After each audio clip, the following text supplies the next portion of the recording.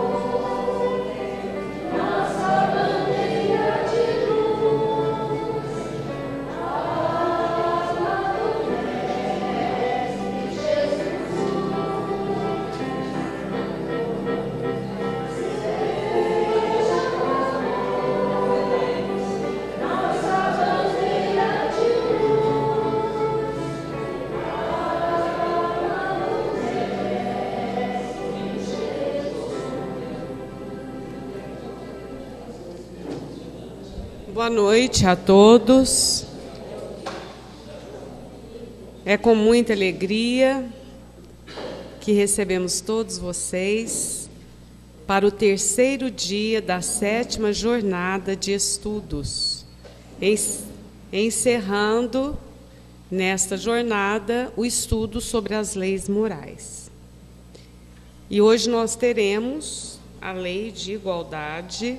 E o trabalho está a cargo de Dona Claricinda Serrano, Nara Carlone e Selma Teixeira. Vamos, então, unir os nossos corações nesta sintonia previamente preparada através das músicas, confiando a direção espiritual aos queridos mentores da casa, para que, mais uma vez, este encontro se faça proveitoso, reflexivo e, sobretudo, que os ensinamentos apresentados, relembrados e estudados possam servir não apenas para o deleite de nossa intelectualidade, mas, sobretudo, para as nossas mudanças interiores, para que a nossa prática, a nossa vivência seja realmente digna de um mundo que caminha para a regeneração. igualdade tão sonhada por todos os povos que tiveram um avanço desde os tempos memoráveis. Relembrando a nossa querida França, a Revolução Francesa, em que aqueles homens idealistas lutavam pela liberdade, igualdade e fraternidade. Sonho ainda acalentado por todos nós. Espíritos memoráveis, através da codificação espírita, apresentam este tema nas leis morais. Envolvam-nos todos, para que possamos alcançar, numa visão mais ampla e mais definida, este tema e este estudo, para que ele não fique apenas no sonho, mas principalmente na nossa prática cristã e evangélica. A nossa gratidão, que assim seja. Então, as meninas responsáveis pelo estudo podem dirigir-se à mesa.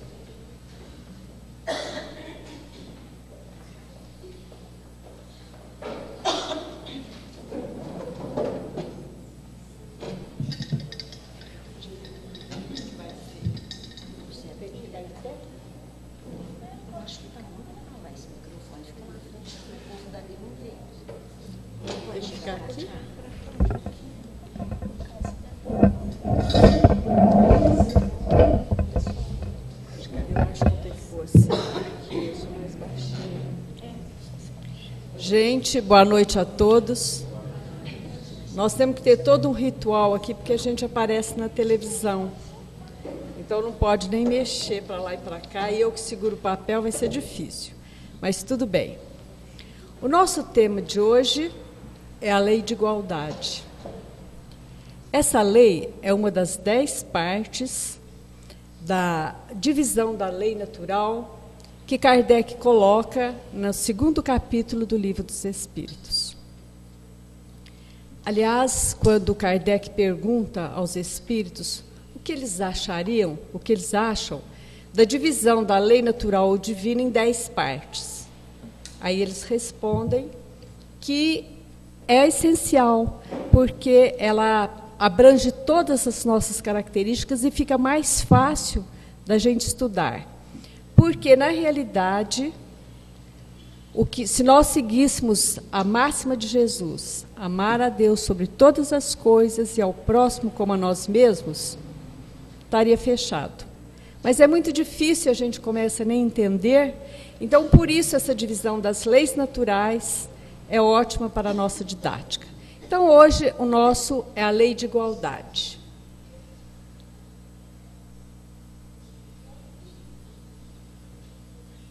Todos são iguais perante a lei. Olha que beleza. Mas essa frase, todos são iguais perante a lei, é da nossa Constituição Federal, o artigo 5º. E ele fala assim: todos somos iguais perante a lei, sem distinção de qualquer natureza, garantindo-se aos brasileiros e aos estrangeiros residentes no país a inviolabilidade do direito à vida, à liberdade, à igualdade, à segurança e à propriedade. Olha que beleza, isso é da nossa Constituição. E essa igualdade, esse direito nós conquistamos através da nossa civilização democrática. Então, essa lei de igualdade faz parte da nossa Constituição, da nossa conquista.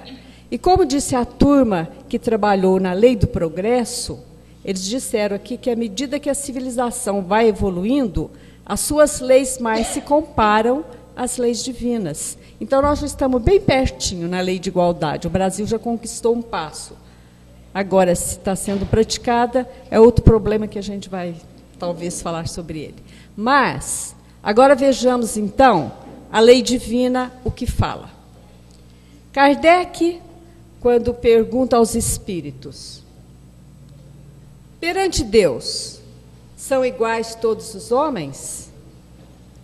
Sim, Todos tendem para o mesmo fim e Deus fez sua lei para todos. Então, também perante a lei divina, nós somos todos iguais. A necessidade de progredir e melhorar até todos os homens tendem para o mesmo fim, e Deus fez as suas leis para todos. Todos nós nascemos iguais, isso é, temos o mesmo princípio, e destinamos ao mesmo fim. Qual é o nosso fim? A felicidade. Então, a necessidade de alcançar essa felicidade justifica as nossas encarnações até hoje. A natureza, ela sujeita os homens às mesmas necessidades. Todos nós temos fome, temos sede. E as nossas condições de nascimento e de morte são iguais. Todos nós nascemos, fomos concebidos, temos o mesmo tipo de nascimento, nós temos o mesmo tipo de morte. Então, tudo isso nos revela que nós somos iguais perante Deus. É uma justificativa. Isso aí simplifica aquela frase de Kardec, que coloca: nascer, viver, morrer, renascer ainda, progredir sempre, tal é a lei. Bom, então, resumindo, por nossa natureza tríplice, nós somos corpo, espírito e perispírito. Tudo bem. Por nossa origem divina, todos nós somos filhos de Deus. E pela nossa destinação eterna, nós somos filhos de Deus e somos irmãos. Mas por nossa individualidade, todos nós somos diferentes. E o que significa isso, então? Por que essa diferença?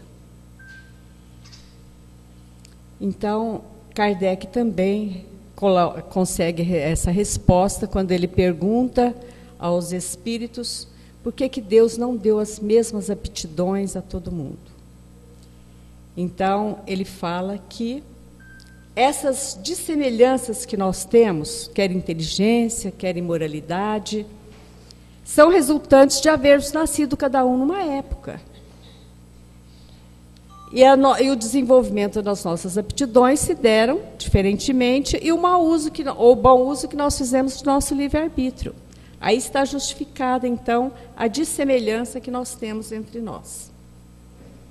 E todas essas diferenças de nascimento e que nos fazem diferentes, aliadas ainda à ambição e à inveja, é que impede mais ainda a nossa igualdade social. Onde, pela lei, eu mostrei para vocês, todos nós somos iguais, mas nós recebemos tratamento diferente.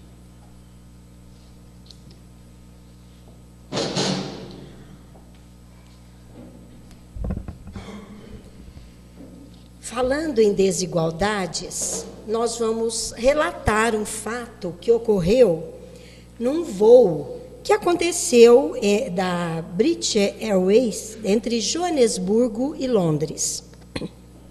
Uma senhora branca de mais ou menos uns 50 anos, ela senta-se no avião ao lado de um negro. E ela chama, então, imediatamente a comissária de bordo e reclama, e diz a ela: senhora, qual o problema? Diz a comissária, muito preocupada, né? Aí ela diz assim: você não está vendo? Você me colocou ao lado de um negro. Essa gente nojenta, dê-me outro assento imediatamente. E a comissária, então, diz: por favor, senhora, acalme-se. O nosso avião está cheio, quase todos os lugares desse voo estão tomados. Eu vou verificar se há algum lugar vago. Aí a comissária se afasta e volta daí a alguns minutos. Minha senhora, explica a comissária, como eu suspeitava, não há nenhum lugar vago, nem na ala executiva, nem na ala econômica. E eu conversei, então, com o comandante e confirmei que não havia vaga na classe econômica nem na outra, né? Só temos um assento de primeira classe na parte do avião que pertence à primeira classe. E antes que a mulher pudesse responder qualquer coisa, a comissária continua. É totalmente inusitado a companhia conceder um assento de primeira classe a um passageiro de classe econômica. Mas, dadas as circunstâncias, o comandante considerou que seria escandaloso oferecer um assento a alguém que fosse obrigado a se sentar do lado de uma pessoa tão execrável. E, dizendo isso, a comissária se vira para o passageiro negro e diz: se o senhor quiser os seus pertences, quiser pegar os seus pertences, eu já preparei o assento de primeira classe. E todos os passageiros ao redor, que acompanharam a cena, se levantaram e bateram palmas para a atitude da companhia aérea. Então, vocês vejam que nós falamos muito em igualdade, mas vivemos muito pouco. Foi a fala da Marlene, na prece, e inicialmente a da Claricinda. Nós ainda temos muita dificuldade em nos sentir iguais. Às vezes nós nos sentimos mais que os outros, às vezes nós nos sentimos inferiorizados, então invejamos o outro, né? Então, Kardec, nessa proposta sobre a lei de igualdade, então, ele vem tratar dessa primeira, das desigualdades sociais. Nós vamos falar das desigualdades sociais, nós vamos falar da desigualdade pela riqueza e pela pobreza, e nós vamos falar para defender as mulheres da igualdade dos homens e das mulheres, em contraposição ao que foi dito segunda-feira, com aquela frase daquele grupo. Brincadeirinha, né? Então, na questão 806 e 807, Kardec trata das desigualdades sociais.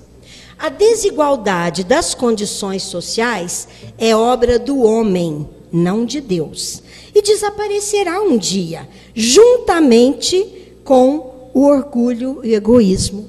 Então, essa desigualdade desaparecerá quando nós não expressarmos esse orgulho e esse egoísmo. Então, o que determinará a igualdade entre as criaturas será apenas o mérito.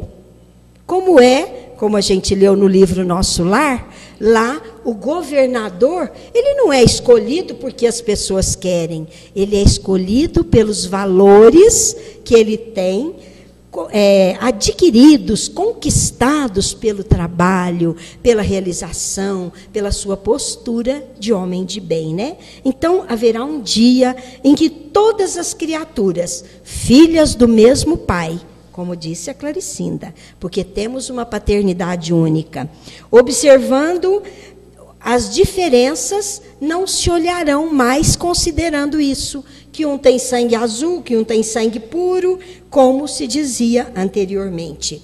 Todos terão o mesmo sentimento de fraternidade que deve vigorar entre os membros da grande família universal. E todos aqueles que abusarem de sua superioridade, do seu poder, da sua posição social para oprimir o mais fraco, estarão submetidos, evidentemente, à lei de causa e efeito. Então, renascerão em condições propiciatórias ao aprendizado dessas virtudes. Renascerão em condições onde despertará em si o sentimento de igualdade, de fraternidade, que é o objetivo de todos nós. Gente, boa noite, né? Continuando, Kardec, ele foi muito minucioso, muito criterioso, quando ele começou a escrever o Livro dos Espíritos, né? Nas perguntas, principalmente nas perguntas que ele fez. E nessa criteriosidade, ele não esqueceu dos monumentos fúnebres, né? Porque nas questões 823 e 824, ele trata desse assunto. Porque é um ponto bastante discutido, porque é o desejo de se perpetuar a memória do falecido nos monumentos fúnebres, né? Então, Kardec, ele nos afirma que é um derradeiro ato de orgulho. E, na maioria das vezes, a suntuosidade dos monumentos fúnebres expressa muito mais o desejo de expiação de riqueza diante do mundo, com demonstrações de orgulho da própria família, né? Então, na verdade, a lembrança de um ser querido e as homenagens que lhe rendemos, né, está no sentimento que nós trazemos no coração e não nas pompas oferecidas na tumba, né? Porque o mármore, ele não faz ser mais amado aquele que foi inútil aqui na terra, né? E o que pensa a doutrina espírita? A doutrina espírita, ela não condena de maneira absoluta as pompas fúnebres. Ao contrário, as homenagens oferecidas à memória de um homem de bem são justas e de bom exemplo. O que devemos entender é que o túmulo é o ponto de encontro de todos os homens. Ali termina todas as distinções humanas, né? Não se perpetua a memória de alguém através de monumentos suntuosos, né? Se o rico pode utilizar desse instrumento, né, da riqueza, ele tem que entender também que o tempo vai acabar destruindo esse monumento, né? O que perpetua são as boas ações, né? Então, as ações e as pompas dos funerais, ela não vai livrar o espírito, né, das coisas ruins que ele fez aqui, né? Então, ele não vai fazer com que ele galgue um degrau a mais na sua evolução espiritual.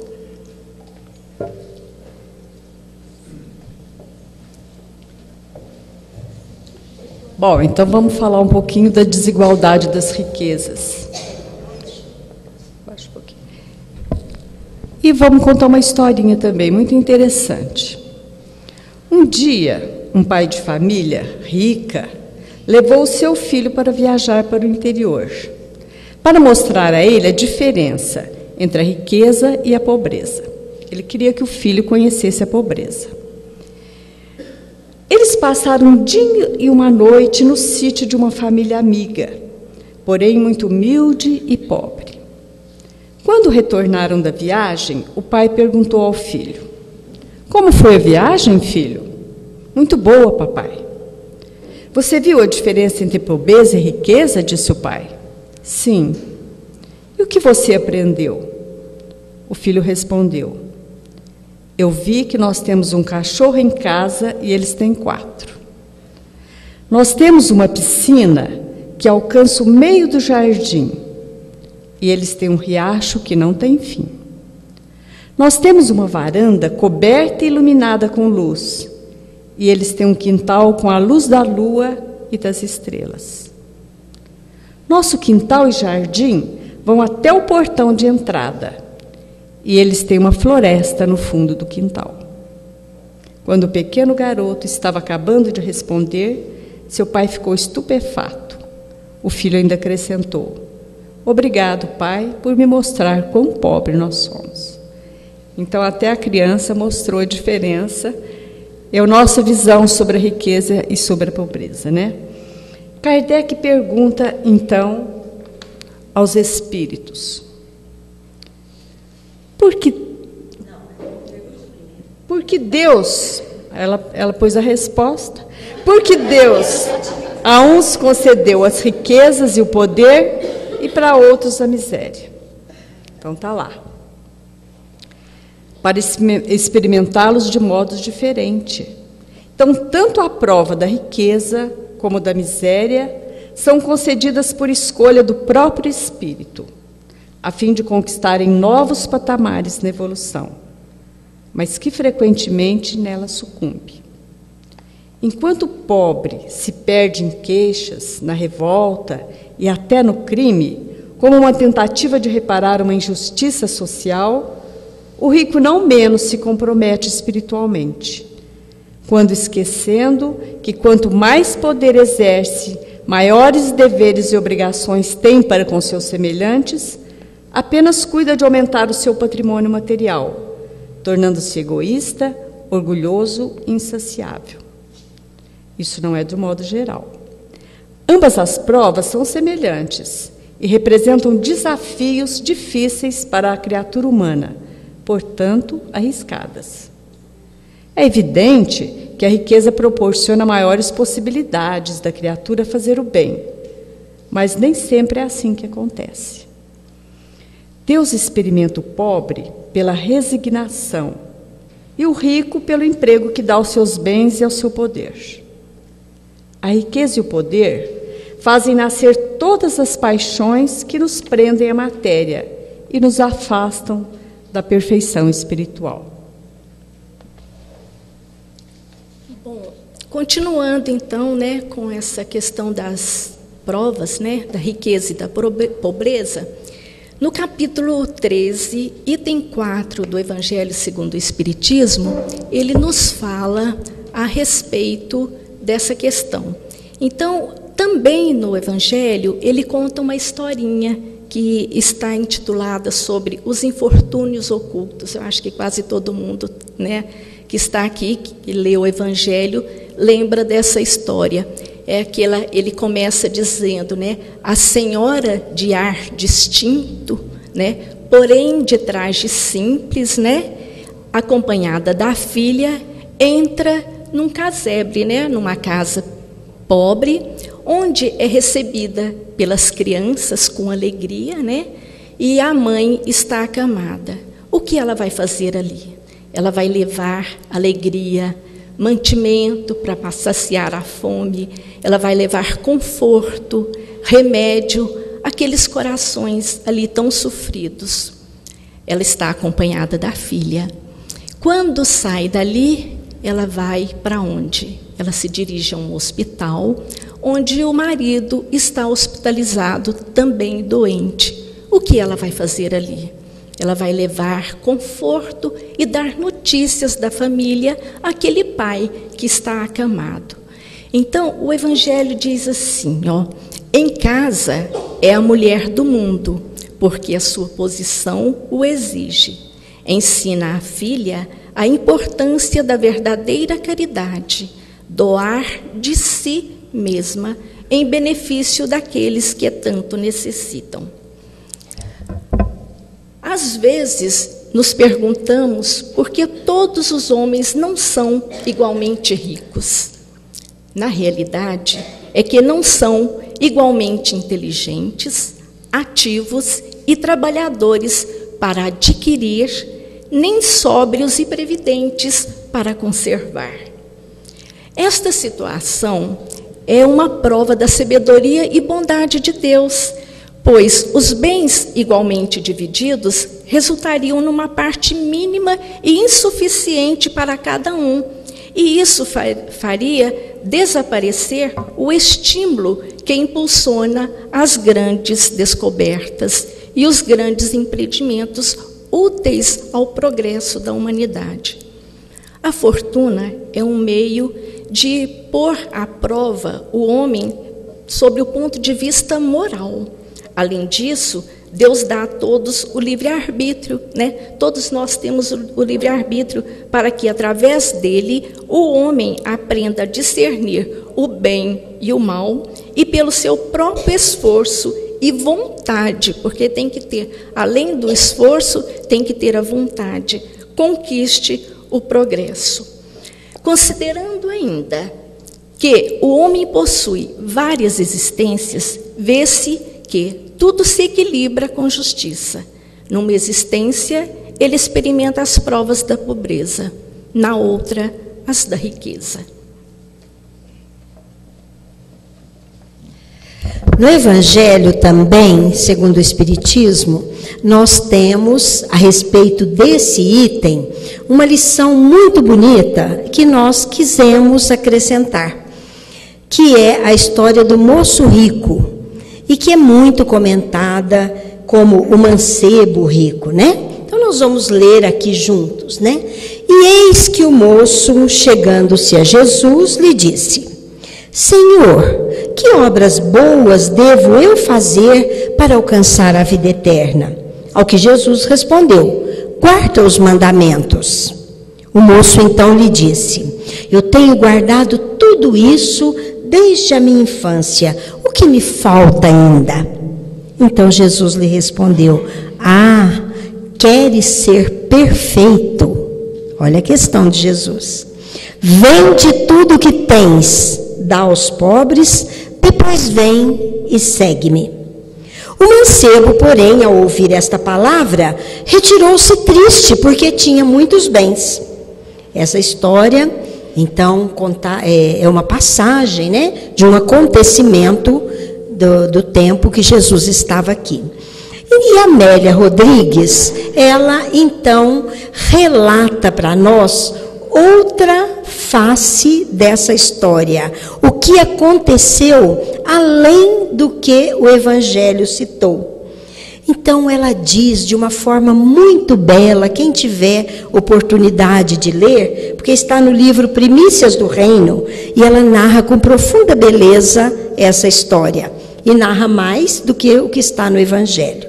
Ela diz assim: o apelo do mestre pairava no ar. As vibrações eram sutis. Vende tudo o que tens, reparte aos pobres, vem e segue-me. Aquela voz penetrava no coração do rapaz como um punhal. E ele, então, como um punhal afiado mesmo. Então havia um magnetismo inconfundível naqueles olhos severos, profundos, como duas estrelas engastadas na face pálida do amanhecer. O jovem tinha sede de paz. Ele não estava feliz. Embora repousasse em leito de madeira nobre, se banqueteasse em repastos abundantes, se vestisse em tecidos do mais fino linho, e suas arcas estivessem abarrotadas de gemas de ouro, sabia-se infeliz, sentia-se infeliz. Faltava-lhe algo. A sua vivenda era luxuosa, seus pertences valiosos, mas ele sentia vazio o coração. Ele hesitava, no entanto. Hesitava, angustiava-se, ignorando as nascentes da sua melancolia, mas lutava para quebrar o torpor daquele momento. E ele diz então a Jesus: permite-me, Senhor, primeiro competir em Cesareia, disputando para Israel o triunfo dos jogos. E quando eu estava lendo aqui, eu fiquei pensando, né? Será que nós, se fôssemos chamados por Jesus, será que a gente iria também? Apesar que hoje a situação mudou e esse era um caso específico, né? Mas hoje nós não precisamos abandonar nossos lares, as coisas que temos para acompanhar Jesus, mas que a gente sinta esse chamado de Jesus. Então, o que aconteceu com o moço? Ele diz: permite-me competir em Cesareia. Os jogos nos trarão triunfos para Israel. Aguardei muito pela chegada do período das competições, mas Jesus respondeu: não posso esperar. O reino dos céus começa hoje e agora para teu espírito. Não há tempo a perder. Aí ele diz assim: eu exercitei-me, contratei escravos, comprei por uma fortuna 2 parelhas de cavalos, os jogos estão próximos. E Jesus repete: renuncia e segue-me. O jovem sofria naqueles minutos a soma dos sofrimentos que experimentara a vida toda. E o rabi, em silêncio, aguardava. esperava. O diálogo, então, tornou-se quase impossível.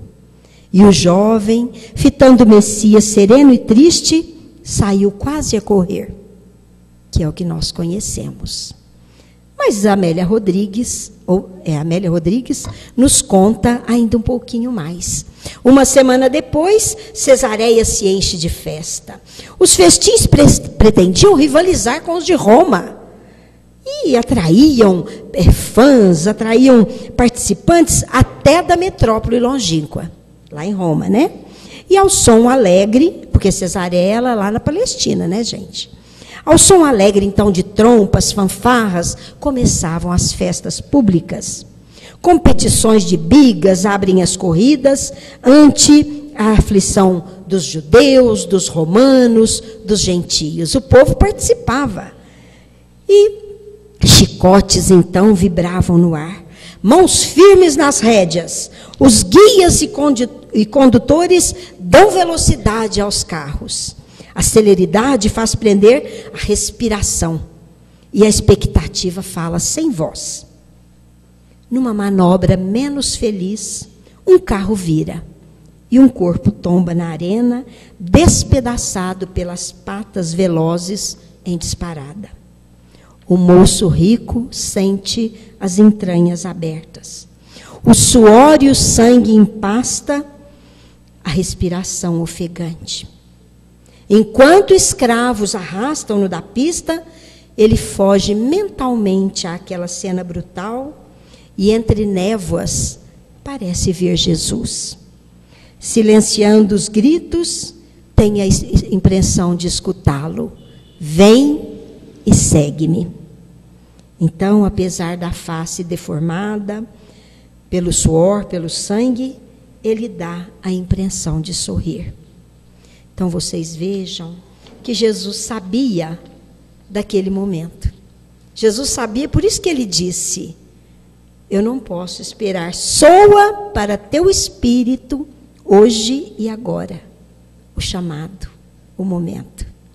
E essa lição é muito bonita para nós refletirmos acerca da riqueza e da pobreza, que é o que Kardec está abordando nesse item, mas, sobretudo, do nosso interesse pelas coisas materiais em detrimento às espirituais. Então, a situação é outra hoje, mas hoje nós vemos outros programas.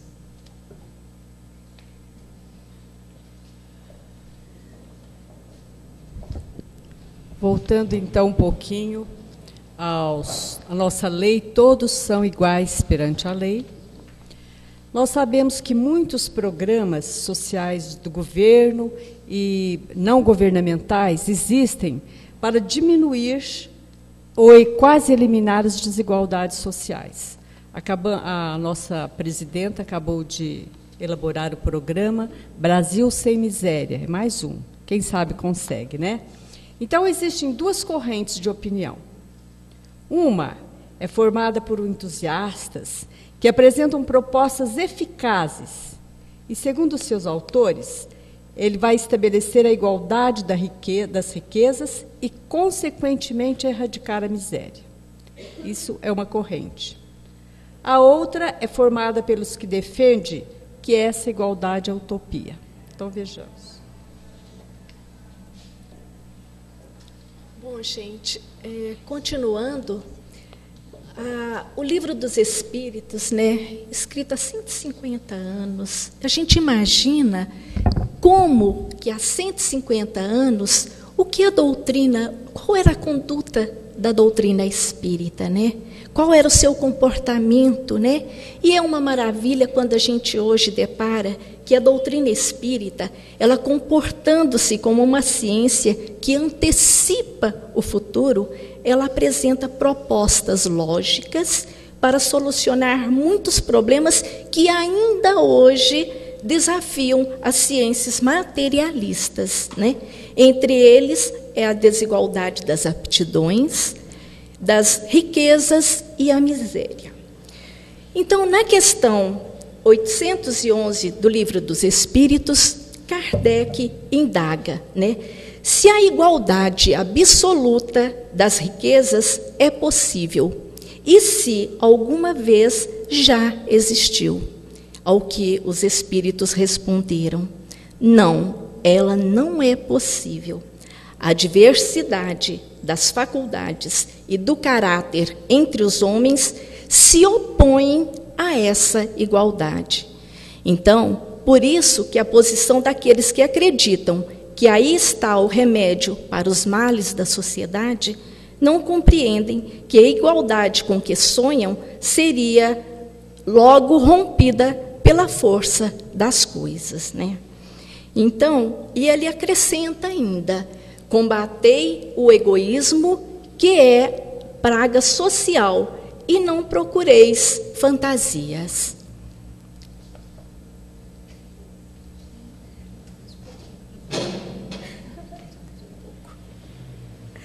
Vocês vejam, então, que Kardec, ele foi muito claro. Pode pôr, né? Olha lá, combatei o egoísmo, que é praga social, e não procureis fantasias. Então, quando a Claricinda afirma que hoje criam-se correntes para solucionar o problema, Kardec já deu a solução lá atrás, há 150 anos. E isso é uma verdade incontestável, né? Mesmo que fosse possível distribuir equitativamente todos os bens da terra, toda a riqueza do mundo, após algum tempo, a desigualdade surgiria. E nós sabemos disso, né? Como consequência das diferentes aptidões, das diferentes condições de elevação, de conhecimento dos espíritos. Eu conheço uma família que o irmão ganhou na loteria. E ele, então, uma pessoa muito, até que franca, muito conhecida nossa. Na época, eu creio que era um milhão hoje, né? Acho que 1.900.000. O que ele fez? Ele deu mais de 100 mil, eles eram vários irmãos, ele deu mais de 100 mil para cada um, para assim dar, né, uma ajeitada nas coisas, que de certa forma apertada, como todo mundo. Então, e lógico, investiu dele também. Um dos irmãos, eu me lembro direitinho, eles pagavam aluguel, eram assim, gente simples, como a gente, né? Não tinha, acho que nem moradia. Sabe o que ele fez? Ele foi lá e comprou um carro de coleção. Sabe esse carro velho de coleção? Velho assim, antigo, né? Carro antigo de coleção, que naturalmente era o sonho dele. Ele gastou dinheiro com isso, né? E continuou na vidinha de luta e tudo. Outro já montou um negócio para ganhar mais dinheiro. Cada um teve a sua atitude, né? Teve o seu jeito. Então, essa posição sistemática que prega o igualitarismo, ele pode ser fruto de mentes bem intencionadas, mas é muito simplório, gente. Essa é uma ideia muito simplória, de repartir a fortuna do mundo para resolver os problemas. Então, admitir que admitir o igualitarismo é admitir que o honesto, o desonesto, o preguiçoso, o competente, o trabalhador, o poupador, o perdulário, todos deveriam desfrutar dos mesmos méritos. Então, olha que seria trocar, então, o certo pelo errado, transformando uma sociedade que nós achamos que é injusta, por mais injusta ainda. Porque nós que acreditamos na justiça divina, nós sabemos que tudo está certo. Lembram aquela história que a Marlene contou ontem? Então a gente falava assim, coitado daquele moço, que sofrimento, né? Cuidando daquela menina, um moço sofrido a vida toda. Agora ninguém viu o que ele tinha feito na outra encarnação com ela. Então, a justiça divina é muito perfeita. Além disso, gente, a reencarnação vem explicar muito as desigualdades sociais. Então, nós jamais vamos entender as desigualdades sem compreender a lei de reencarnação. Por isso, a doutrina espírita, gente, é tão assim, apropriada, é tão sábia, né, ao nos esclarecer sobre tudo isso. Então, através da reencarnação, os espíritos em provação ou expiação assumem diferentes condições. Hoje somos ricos, amanhã somos pobres, e aí o espírito vai adquirindo condições, despertando o germe das suas potencialidades para usufruir amanhã de uma evolução que vai ser conquistada com as experiências, com as vivências. Então, no momento, experimentamos a riqueza. No outro, a pobreza. Na riqueza, vamos ter a oportunidade de exercitar a fraternidade. E na pobreza, na escassez, nós vamos desenvolver a humildade. Estamos aí, né? Então, a base para a construção de sociedade justa está na caridade e na humildade, por serem antípodas, por serem contrárias ao orgulho e o egoísmo. E Kardec diz, maiores causadores da desgraça humana.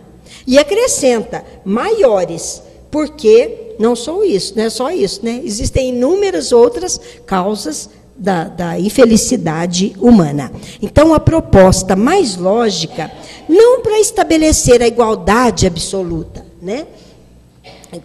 Não para estabelecer a igualdade absoluta, porque ela é consequência da força das coisas, da evolução da criatura. Uns estão em um patamar, outros no outro.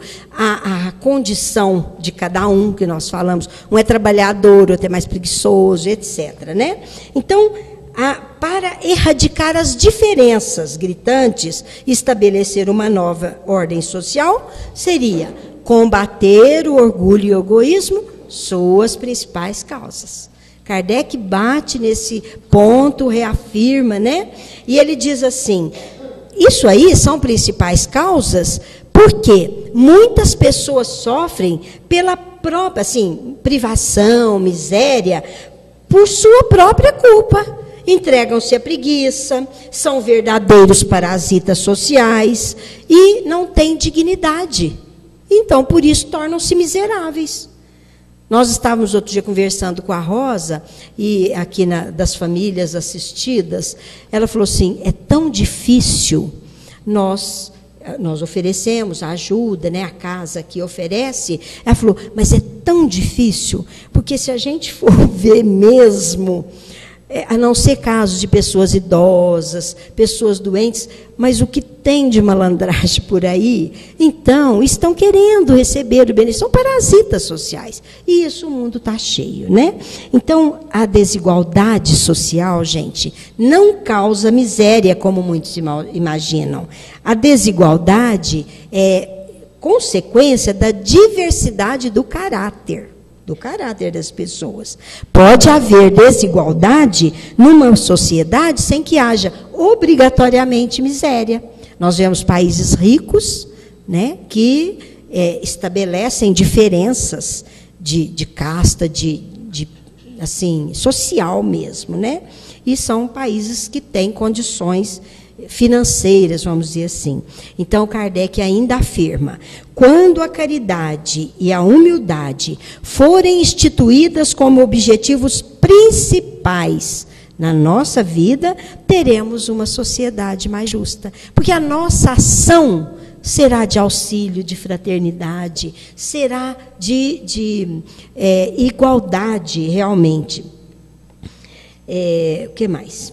O individualismo cederá lugar ao lema mais humano e solidário, um por todos e todos por um. Então, pensando nessa igualdade, nós trouxemos para um pequeno intervalo da nossa fala uma mensagem que fala sobre a samambaia e o bambu, pensando nas diferenças. A samambaia e o bambu.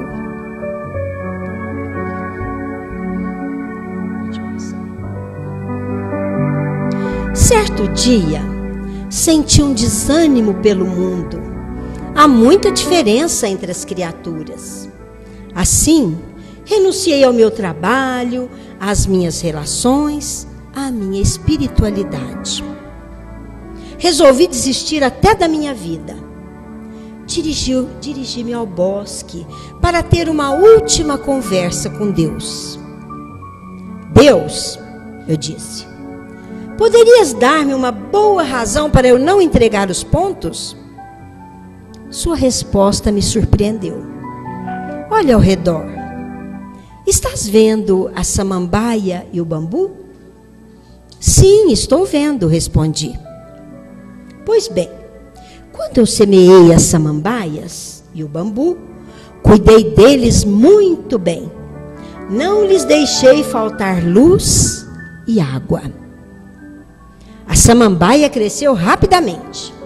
Seu verde brilhante cobria o solo. Porém, da semente do bambu, nada saía. Apesar disso, eu não desisti do bambu. No segundo ano, a samambaia cresceu ainda mais brilhante e viçosa. E novamente, da semente do bambu, nada apareceu. Mas eu não desisti do bambu.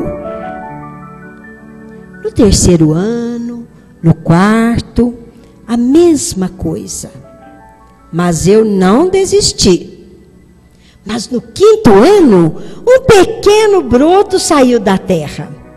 Aparentemente, em comparação com a samambaia, era muito pequeno, até insignificante. Mas 6 meses depois, o bambu cresceu mais de 50 metros de altura. Ele ficara 5 anos afundando raízes. Aquelas raízes o tornaram forte e lhe deram o necessário para sobreviver. A nenhuma das minhas criaturas eu faria um desafio que elas não pudessem superar. E olhando bem no meu íntimo, disse: sabes que durante todo esse tempo em que vens lutando, na verdade estavas criando raízes? E jamais desisti do bambu. Nunca desistiria de ti. Não te compares aos outros. O bambu foi criado com uma finalidade diferente da samambaia, mas ambos eram necessários para fazer do bosque um lugar bonito.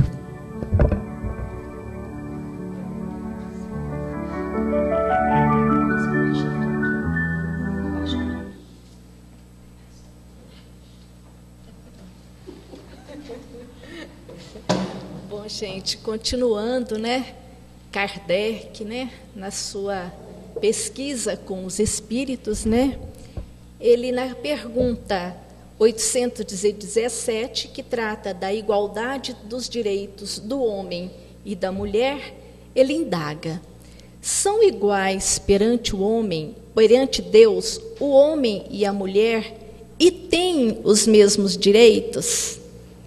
Que pergunta, Bom, a resposta dos espíritos diz: perante Deus e a lei natural, o homem e a mulher têm direitos iguais, pois a ambos foi concedida a inteligência e a consciência de escolha do bem e do mal, e também a faculdade de progredir.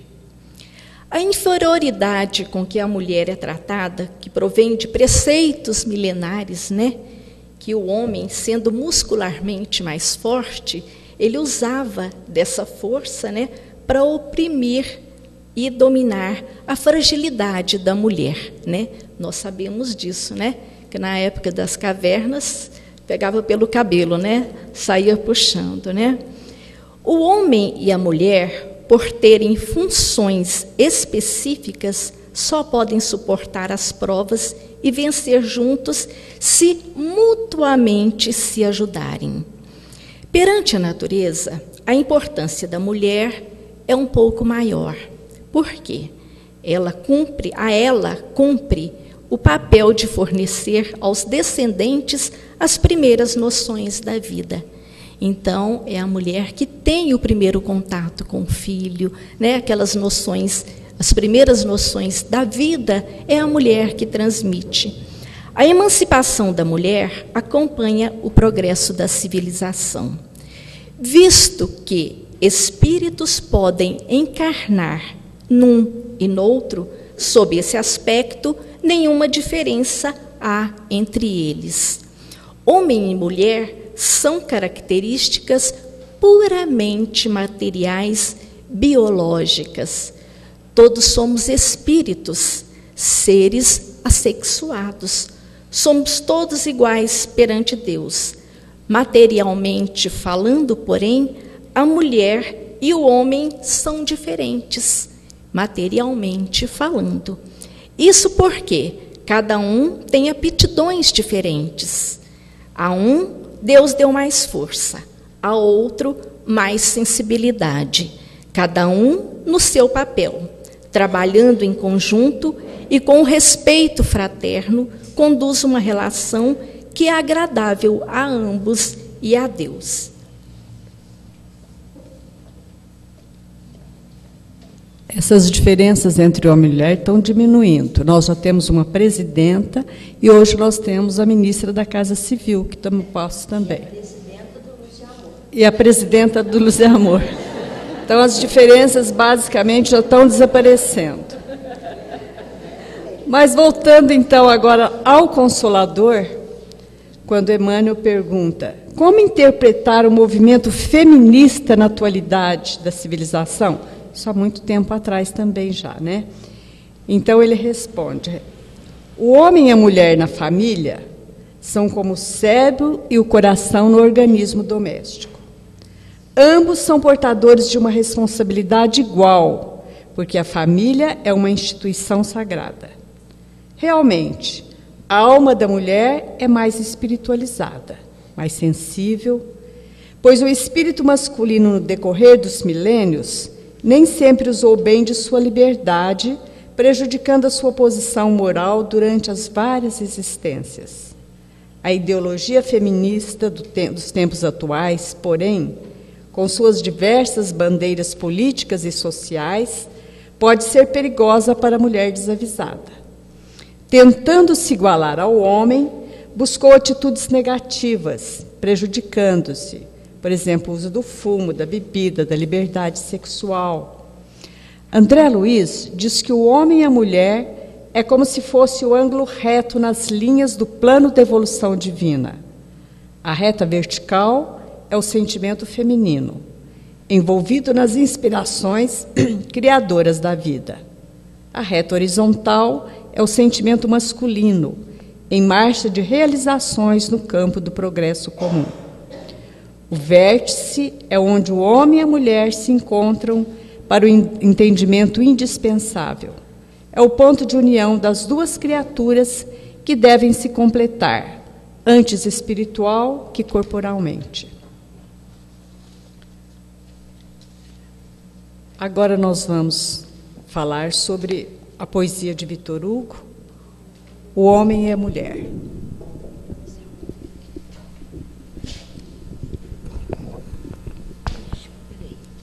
Deixa eu passar. Nossa, dá um microfone? É, você fica nesse aí. Peraí, deixa eu passar aqui. Fica você aqui. Bota a musiquinha para nós agora. Suspende o som leve. Suspende o som aí.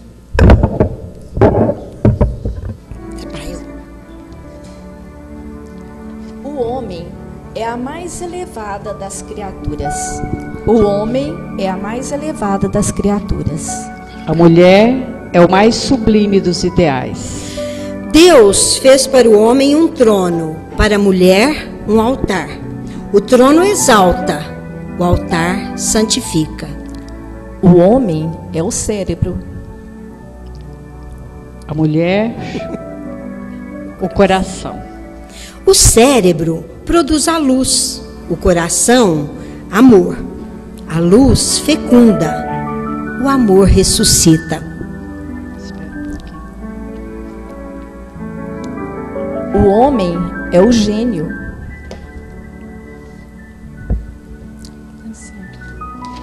A mulher é o anjo. O gênio é imensurável, o anjo indefinível. A aspiração do homem é suprema glória. A aspiração da mulher, a virtude suprema. A glória traduz grandeza, a virtude traduz divindade. O homem tem a supremacia. A mulher, a preferência. A supremacia representa a força, a preferência representa o direito. O homem é forte pela razão. A mulher é invencível pela lágrima. A razão convence, a lágrima comove. O homem é capaz de todos os heroísmos. A mulher, de todos os martírios.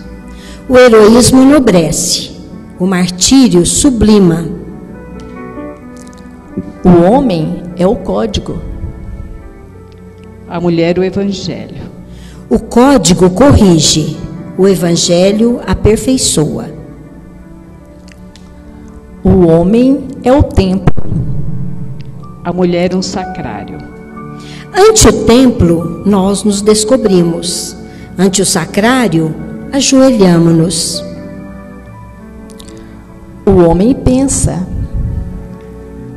A mulher sonha. Pensar é ter cérebro. Sonhar é ter na fronte uma auréola. O homem é um oceano. A mulher, um lago.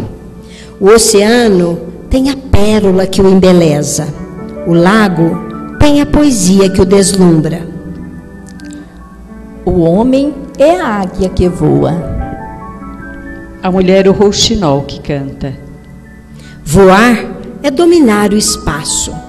Cantar é conquistar a alma. O homem tem um farol, a experiência. A mulher tem uma estrela, a esperança. O farol guia, a esperança salva. Enfim, o homem está colocado onde termina a terra.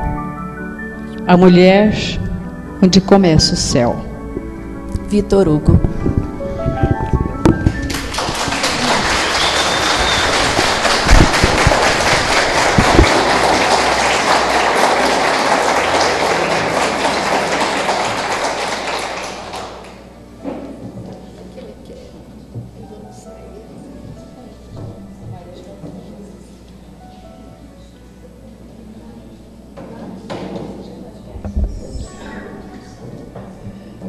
O homem é a luz, a mulher é o amor. Luz e amor, né?